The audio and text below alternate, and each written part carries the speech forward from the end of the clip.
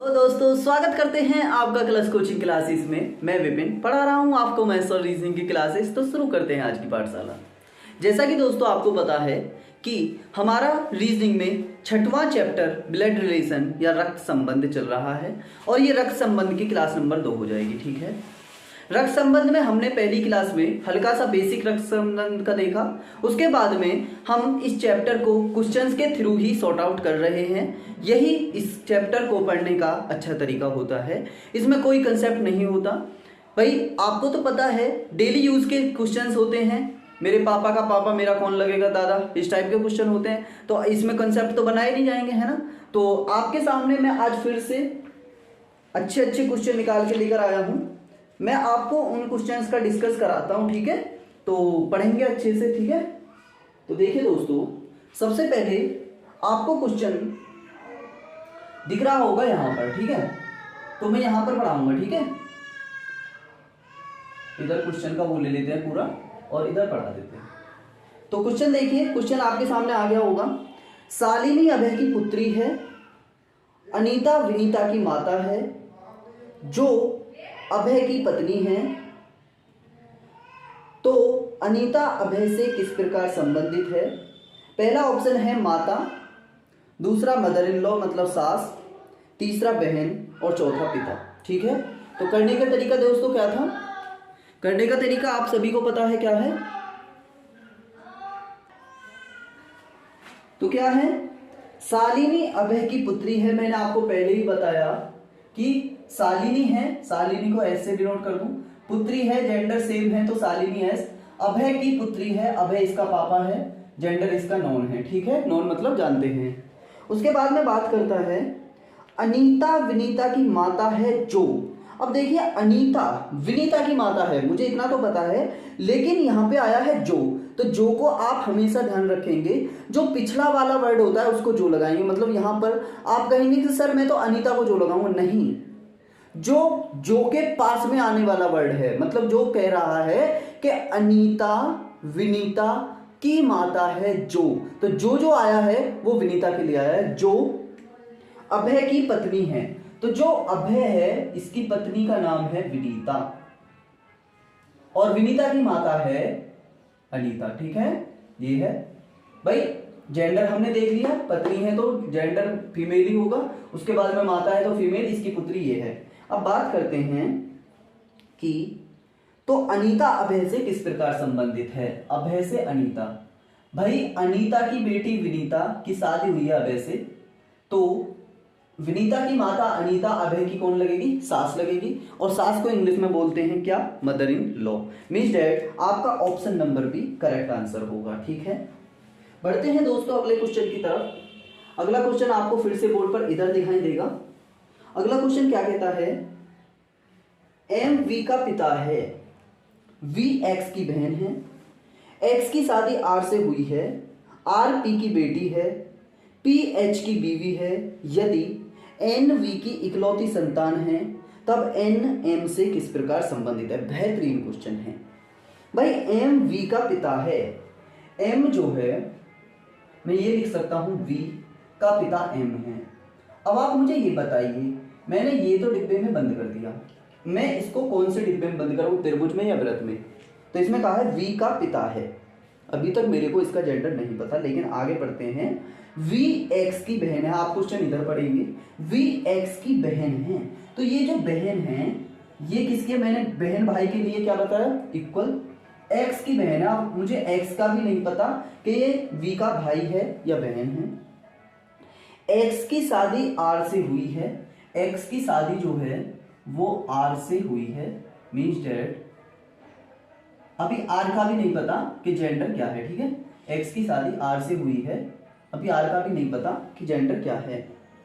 उसके बाद में आर पी की बेटी है, आर जो है वो पी की बेटी है। ठीक है, बेटी है, मींस डैट ये बेटी है, तो इसका मतलब इसकी शादी इससे हुई है तो ये एम का पिता हो बेटा होगा। ठीक है, पी जो है आर पी की बेटी है, पी एच की बीवी है। पी जो है वो किसकी बीवी है, एच की। अगर मैं बात करूं आर के माँ बाप कौन हो गए, एच और पी, एक्स के पापा कौन हो गए एम, वी के पापा कौन हो गए एम, वी का एक्स से क्या संबंध है बहन, एक्स का वी से क्या संबंध है भाई, एक्स का आर से क्या संबंध है पति, आर का एक्स से क्या संबंध है तो बताएंगे आप पत्नी, और पी का एक्स से क्या संबंध है तो वो हो जाएगी मदर इन लॉ। अभी तक तो यहां तक। अब बात करते हैं पी एच की विवेक, यदि एन वी की इकलौती संतान है, एन जो है वो वी की इकलौती संतान है, इसकी भी शादी किससे हुई और इसकी एक संतान हुई एन, अभी तक यहां पे, तब एन एम से किस प्रकार संबंधित है, ये चीज ध्यान रखनी है, या ये वाली जानकारी। अब आप ये कहेंगे सर इस जानकारी का क्या मतलब था, ये क्वेश्चन बड़ा करने के लिए हमको दे देता है, ठीक है, हमको क्वेश्चन बड़ा करने के लिए दे देता है, ठीक है। अब बात करते हैं भाई, इसमें पूछा है एन एम से किस प्रकार संबंधित है, तो एन की जो माँ है वी के पिता है एम, तो ये इनके नाना होने चाहिए, और एन का एम से क्या संबंध है तो ये नाती होगा या नाता होगा, मतलब कि हम ये कह सकते हैं कि ये इसका या तो नातिन होगा, नातिन मतलब होगी, और या मतलब कि बेटी का बेटा होगा या बेटी होगी। अभी तक हमें इसका जेंडर नहीं पता, अब इसका जेंडर ये लगा लूं तो नातिन हो जाएगी एम की, इसका जेंडर लगा लूं तो ये नाती हो जाएगा, तो अभी तक इसका जेंडर नहीं पता, तो इसमें ऑप्शन नंबर आपका डी आंसर सही होगा, जिसमें बोल रखा है कि क्या कि निर्धारित नहीं किया जा सकता। क्यों नहीं किया जा सकता, क्योंकि इसका जेंडर मुझे नहीं पता। भाई इसका मुझे ये तो पता है ये इसकी नातिन होगी या नाती होगा, लेकिन इसमें जेंडर नहीं दे रखा। अब हम कह दें कि सर वी तो एम का नातिन है, एम की नातिन है, तो क्वेश्चन में तो जेंडर नहीं दिया तो नाती भी हो सकता है, इसलिए हम इसका आंसर निर्धारित नहीं किया जा सकता, ऑप्शन नंबर डी लगाएंगे, ठीक है। बढ़ते हैं दोस्तों अगले क्वेश्चन की तरफ। अगला क्वेश्चन देखेंगे, उम्मीद करता हूं क्वेश्चन आपको अच्छे लग रहे होंगे, ये बेहतरीन क्वेश्चन एक एक क्वेश्चन निकल के आया है, ठीक है। तो क्वेश्चन नंबर 8वां देखेंगे, ए प्लस बी का अर्थ ए बी का पिता है, ए माइनस बी का अर्थ ए बी का पति है, ए गुणा बी का अर्थ ए बी की पुत्री है, ए भाग बी का अर्थ ए बी की बहन है। अब मुझे एक ये दे रखा है भाई, क्या मैं पूरा इसमें लिख सकता हूं, पी प्लस एम भाग क्यू गुणा टी माइनस यू, इसके अनुसार हमें देखना है P प्लस एम भाग क्यू गुणा एन, क्यू गुणा एन, क्यू गुणा एन गुणा टी, क्यू गुणा एन गुणा टी माइनस यू, ठीक है। बात करते हैं क्वेश्चन की तरफ। अब आप बताइए सर, पहला वाला मैंने आपको ये क्वेश्चन करने का वो बताया था भाई, ये ए प्लस बी की तरह देखो, ए प्लस बी की तरह देखो पी प्लस एम को। ए प्लस बी का अर्थ क्या है कि ए बी का पिता है, मैं इस जट में ये कह सकता हूँ पी एम का पिता है, मैं यहाँ पर लिख दूँ एम का पिता पी है, ठीक है। उसके बाद में भाग क्यू, एम भाग क्यू का मतलब है ए भाग बी, देखेंगे ए बी की बहन है, मतलब कि एम क्यू की बहन है, एम क्यू की बहन है, ठीक है। यहाँ तक चीजें समझ में आती हैं आपको। उसके बाद में बात करते हैं, उसके बाद में बात करते हैं क्यू गुणा एन, क्यू गुणा एन, और गुणा का अर्थ क्या होता है, ए बी की पुत्री है, मतलब क्यू एन की पुत्री है, क्यू जो है वो एन की पुत्री है अभी तक, तो इसका मतलब ये इसकी बेटी थी, ये इसकी बेटी है, तो इसका मतलब ये आपस में पति पत्नी होंगे, पी और एन, ठीक है। यहाँ तक की जानकारी ये से पता पड़ती है। एन गुणा टी, एन गुणा टी का मतलब है ए बी की पुत्री है, मतलब कि एन टी की पुत्री है, एन टी की पुत्री है, एन टी की पुत्री है, ठीक है। अभी तक ये चीजें पता पड़ती हैं। Minus you, T minus you, minus का मतलब है ए बी का पति है, तो टी यू का पति है, टी यू का पति है, तो ये इसकी पत्नी है। यहाँ तक की चीजें समझ में आ गई भाई। पी और एन आपस में पति पत्नी है, एम और क्यू क्या है, आपस में बहन बहन है, और टी और यू आपस में पति पत्नी है। अब हमसे पूछा है कि पी एन से किस प्रकार संबंधित है, पी एन से किस प्रकार संबंधित है, चीजें यहीं पर पता लगी सर। पी एन से किस प्रकार संबंधित है, तो ये इसका पति हो जाएगा। ऑप्शन नंबर बी आपका करेक्ट आंसर होगा। ठीक है, चीज़ें आती हैं आपके समझ में मैंने कैसे क्वेश्चन को किया। ठीक है, बढ़ते हैं तो अगले क्वेश्चन की तरफ दोस्तों, अगले क्वेश्चन की तरफ बढ़ते हैं। अगला क्वेश्चन हमारा क्या कहता है, अगला क्वेश्चन आपको बोर्ड पर दिख रहा है, ये सेम कंसेप्ट का सवाल है। ठीक है, प्लस माइनस को हटाकर यहाँ पर नोटेशन दे दिए हैं। इस टाइप के क्वेश्चन भी हमारे बहुत अच्छे से आते हैं। ठीक है, तो देखिए दोस्तों क्या कहता है, पहले मैं पूरा आपके सामने ये रख देता हूँ, W eight the rate I H S dollar D percentage O H M। ठीक है, ये चीज़ें होती हैं। ठीक है, ये चीज़ें होती हैं। अब बात करते हैं डी डब्ल्यू से संबंधित है। अभी तक हमें इसका भी नहीं पता ये कैसे बनेगा। भाई B at the rate I को इसमें देखें आप सवाल में, B at the rate I क्या कहता है कि पी क्यू की बहन है, पी क्यू की बहन है, तो डब्ल्यू आई की बहन है। अभी तक हमें डब्ल्यू आई की बहन है ये चीज पता लगी। ठीक है, उसके बाद में बात करते हैं आई हैज एस का मतलब क्या कहता है, पी क्यू का भाई है, मतलब कि आई एस का भाई है, आई एस का भाई है, एस का भाई है। ये बहन ये भाई, इसके अभी पता नहीं ये बहन है ये भाई है, क्योंकि जेंडर अभी नहीं पता। ठीक है, उसके बाद में बात करते हैं S dollar D. S dollar D का मतलब क्या है, एस डॉलर डी का मतलब क्या है, डॉलर कहता है पी क्यू का पति है, मतलब कि एस डी का पति है, एस डी का पति है। ठीक है, तो ये इसका भी जेंडर मिल गया, ये इसकी पत्नी है। अभी तक यहाँ तक चीजें समझ में आती हैं। डी परसेंटेज ओ, डी परसेंटेज ओ का मतलब है, डी परसेंटेज ओ का मतलब है पी क्यू की माता है, तो डी ओ की माता है, डी ओ की माता है। ठीक है, यहाँ तक चीजें समझ में आती हैं। और ओ हैज एम का मतलब है पी क्यू का भाई है, मतलब कि ओ एम का भाई है, ओ एम का भाई है। यहाँ तक चीजें समझ में आती हैं।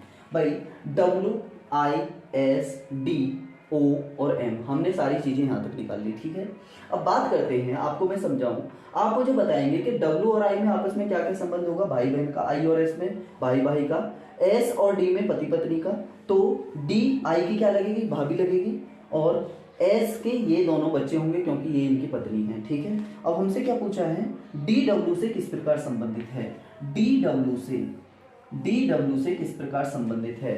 अब आप मुझे बताइए दोस्तों, डी डब्ल्यू से किस प्रकार संबंधित है, तो इसमें ऑप्शन दे रखा है नेफ्यू, नीज, पुत्र या पुत्री। ठीक है, पुत्र पुत्री, नेफ्यू या नीज, तो नेफ्यू तो होगा नहीं, पुत्र भी नहीं होगा, पुत्री भी नहीं होगा, ये इसकी भाभी है, ये इसकी भाभी है, तो ये नीज हो जाएगी, इसकी कजिन हो जाएगी। ठीक है, नीज हो जाएगी, है ना, नीज इसका आंसर आ जाएगा। भाई ये इसकी भाभी है, ये इसकी भाभी है, तो ये इसमें आंसर इसका नीज हो जाएगा। ठीक है, उम्मीद करता हूँ चीजें आपको समझ में आती हैं।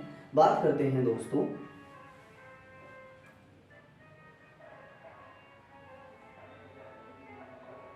डॉलर, एस डॉलर डी था, एस डॉलर डी था, तो एस डी का पिता होना चाहिए था, एस पी क्यू का पिता है, एस डी का पिता होना चाहिए था, एस डी का पिता होना चाहिए था, एस डी का पिता होना चाहिए था। ये क्वेश्चन हमने गलत कर दिया है। ठीक है, तो इस क्वेश्चन को आप घर पे देखेंगे, इसका आंसर नीज ही आएगा वैसे, है ना, तो आप इस क्वेश्चन को करके देख लेंगे अच्छे से, है ना, हल्का सा हमने गलत कर दिया है।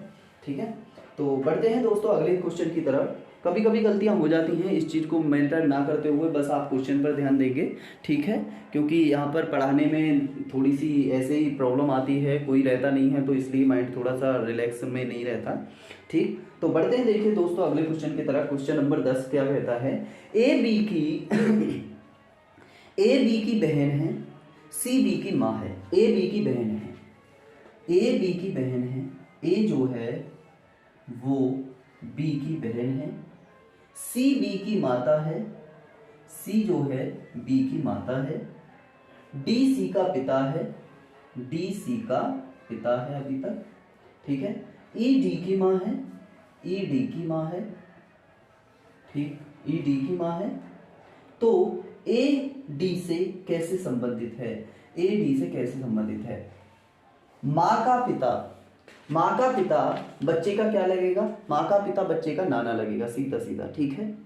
अब आप मुझे बताइए सर कि यहाँ पे ए जो है ये इनके नाना है, तो डी का ए से किस प्रकार संबंधित है? ये तो नाना हो गए। और ए डी से किस प्रकार संबंधित है? तो ए सर इसकी नातिन हो जाएगी। अब मैं नातिन क्यों कह रहा हूँ सर, नाती क्यों नहीं कह रहा? क्योंकि इसमें जेंडर दिया हुआ है, जेंडर फीमेल है तो ये नाती हो जाएगा।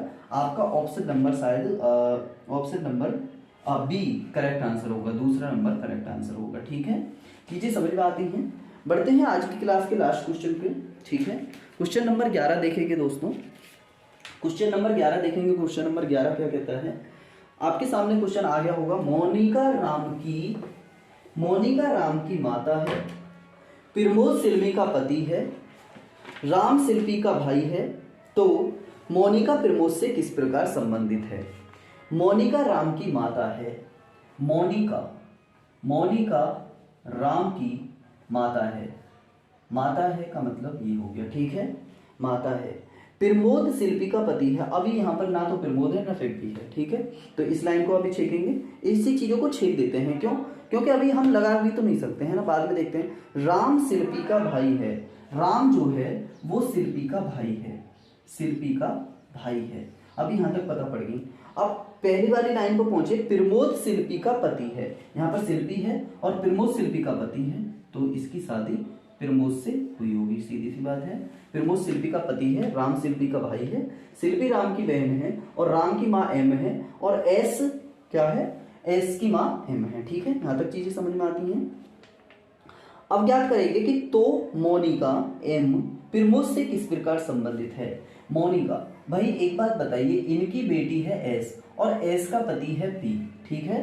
तो इनका क्या लगा? ये इनका लगा दामाद और दामाद जो है पी, प्रमोद की पत्नी एस, प्रमोद की पत्नी जो शिल्पी है, शिल्पी की माँ प्रमोद की क्या लगेगी? सीधा सीधा सास लगेगी, ठीक है। और सास को इंग्लिश में बोलते हैं मदर इन लॉ, ठीक। Mother in law means that option number A आपका करेक्ट आंसर होगा, ठीक है। उम्मीद करता हूँ चीजें आपको बहुत अच्छे से समझ में आई होंगी। आज के क्वेश्चन 6 थे। अब इसका मतलब ये नहीं है कि 6 ही क्वेश्चन करे हैं, मैंने कल भी ये चीज़ आपको बताई थी। ये 6 कंसेप्ट हमने क्लियर किए हैं, 6 कंसेप्ट आपको सिखाए हैं, ठीक है। तो क्वेश्चन आपको अच्छे से लगे होंगे। अब हम बात करते हैं सर कल क्या पढ़ना है हमें। तो एक काम करेंगे, कल एनालॉगिक पढ़ लेते हैं। एनालॉगिक मतलब होता है, जैसे कि मैं आपको एक हल्की सी ब्रीफ नोटिफिकेशन दूं। एनालॉगी का मतलब होता है, जैसे इस टाइप के क्वेश्चन होते हैं कि 2:4 है तो 4 क्या होगा, ठीक है। 4 क्या होगा, ठीक, ये ऑप्शन है। अब इसमें क्या करेंगे आप? भाई 2 दूनी 4 हो रहा है सर, तो 4 दूनी 8 होना चाहिए, ठीक है। 4 दूनी 8 होना चाहिए, लेकिन सर 8, अब आपको मैं आंसर दूं 10, 12, 14 और 16। अब बताइए भाई 2 दूनी 4 तो हो रहा था, 4 दूनी 8 हो रहा है, लेकिन हो ही नहीं रहा क्योंकि ऑप्शन नहीं दे रखा। तो भाई 2 का स्क्वायर 4 है, 2 का स्क्वायर 4 है, तो 4 का स्क्वायर 16 हो जाएगा। इस टाइप के क्वेश्चन हम कल पढ़ेंगे।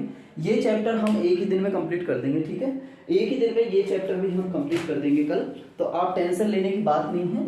हमारी रीजनिंग और मैथ इतने अच्छे तरीके से आगे बढ़ रही है दोस्तों, और सबसे बड़ी बात तो ये है कि आप साथ भी बहुत अच्छे से दे रहे हैं, ठीक है। तो बढ़ाइए क्लासेस को आगे, और आगे लाइक और शेयर सब्सक्राइब और करना ना भूलिए, और करते रहिए, अपने दोस्तों को शेयर करते रहिए क्लासों को। क्यों? क्योंकि भाई किसी ज़रूरतमंद के काम चीज़ें आ जाएं तो अच्छी तरीके से बढ़िया रहेगा, ठीक है। और आप ही पता है कि आपको क्लास पर कितना अच्छा कंटेंट मिल रहा है। मतलब हमने जो आपसे वादा किया था कि चीज़ें एकदम स्मूथली तरीके से एक साथ चलेंगी, ऐसा नहीं है कि आज एक वीडियो आ गई और फिर उसके बाद में वीडियो नहीं आएगी, ऐसा कभी नहीं है।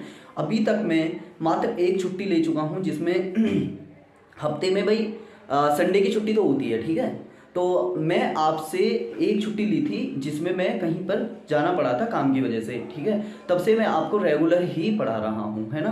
तो भाई ऐसा नहीं है कि कलर्स कोचिंग क्लासेस पे आके दोस्तों को ये लगे कि भाई एक क्लास ले ली एनालॉगी की सर, उसके बाद में कोई सा और चैप्टर स्टार्ट कर दिया, या कथन एवं निष्कर्ष जैसे चैप्टर चला था उसकी 7 क्लासेस चली थी। अब मैं क्या करता उसमें 2 क्लास लेके फिर मैं बाद में दूसरा चैप्टर स्टार्ट कर देता, नहीं, यहाँ पर पूरा चैप्टर आपको कंप्लीट डिटेल मिल रहा है। मतलब कि मेरी पूरी कोशिश रहती है कि जो कंपटीशन में चीज़ें आने वाली हैं या आ रही हैं तो उस पर प्रॉपर तरीके से आपको क्लासेस दी जाएं। मतलब कि जो भी चैप्टर है उसको स्टार्टिंग बेसिक से लेके अब तक पूरा का पूरा सिलेबस वो कराया जाए उस चैप्टर का, ठीक है। तो आपको ये चीज़ें तो पक्का लग गई होंगी पता, क्यों हमारा जो इसको कलश को 1.5 महीना वक्त होने जा रहा है, ठीक है। तो जब से हम रेगुलर ही क्लासेस आपके सामने ले रहे हैं, 49 शायद 50 क्लासेस आज हो जाएंगी, ठीक है। तो जोड़िए दोस्तों को भाई। स्टार्टिंग में तो मैं जानता हूँ कि हमें भी ऐसा लगता है कि सर पता नहीं बोला क्या है और पढ़ाएंगे क्या है ना। तो यहाँ पर मैथ्स और रीजनिंग आपको कंप्लीट डिटेल्स चल रहा है। आपको पता है कि हम मैथ में भी 3 चैप्टर कंप्लीट कर चुके हैं, ऊंचाई और दूरी, परसेंटेज, उसके बाद में सिंपल इंटरेस्ट, अब कंपाउंड इंटरेस्ट उसमें स्टार्ट होगा।